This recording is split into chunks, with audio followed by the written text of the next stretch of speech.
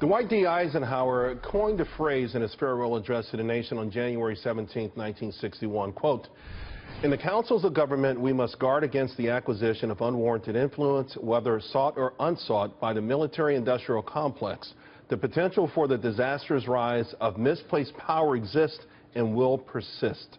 The farewell address from the president was the ultimate warning about the immense power defense companies will come to yield. Many think his prescient prediction means that America will always be embroiled in foreign wars and that there will always be massive demands of taxpayer funds. Now, although it's considered discretionary spending, the fact is right now military is 16% of the federal budget. Yet, according to an article in a Foreign Policy magazine entitled, "Is the U.S. Navy a Sitting Duck?" the recent skirmish in Yemen with the Houthi rebels, where they launched 2 Chinese-made missiles at the USS Mason, was greeted with an assortment of defense missiles. There were 2 SM-2 anti-air missiles, the Evolved Sea Sparrow missile, and a nuclear radar decoy missile. Well, the Houthi missile, both of them, they landed harmlessly into the sea. Now, this entire episode, though, cost America $8 million. It cost the rebels $1 million. Now, remember, USSR lost the Cold War after breaking the bank and finally giving up on grand ambitions, and now experts worry if the world's bad actors could do something like that to America. You know, according to Gallup, though, only 13% of Americans think our military strength is enough. 45%, in fact, believe it's not enough.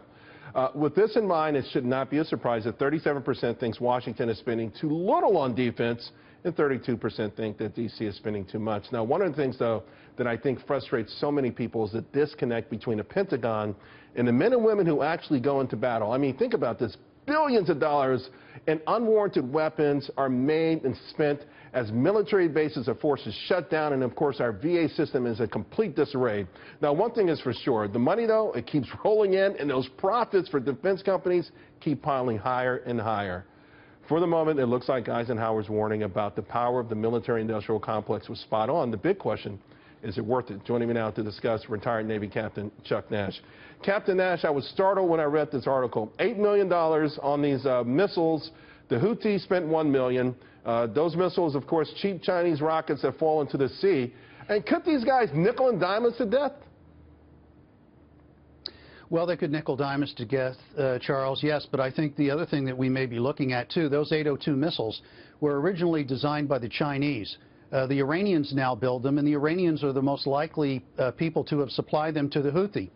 The Iranians guard the Strait of Hormuz with C-802 missiles, the same missiles. So you have to ask yourself, were they firing at our ships to understand our defensive tactics and to listen to our electronic countermeasures to make their defenses of the Strait of Hormuz more accurate? So this is always a cat and mouse game. There's never anything very straightforward. Axum's razor sometimes plays, sometimes it doesn't. The Iranians, as has been said, they invented chess. We play checkers. On that note, though, folks who think that the military is too large of a part of our budget and that the Pentagon spends willy-nilly will say, hey, you know, that's great what you're saying, and they acknowledge, hey, this also happened on the anniversary of the USS Cole, which in today's dollars cost $350 billion to repair, right? So million to repair. So the question, though, is where should the influence be? And can we sustain the kind of military budgets that we have right now in a world where weapons are flowing freely, whether it's from Iran, China, or Russia, or any other place?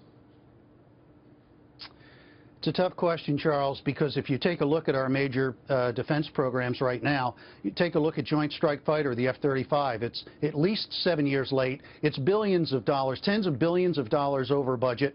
And we're maintaining the aircraft that we were supposed to have sunsetted because the airplane's late. So now we're maintaining older airplanes that we really don't want to keep around, but we have to because of that. Littoral Combat Ship, there are a plethora of programs that take so long and so much money, and then you get into the do loop, Charles, and the do loop is, well, this thing's got to last 40 years or 30 years. Why? Because it costs a gazillion dollars. Why? Because it's got to last 30 to 40 years. Why? Because it costs a gazillion dollars.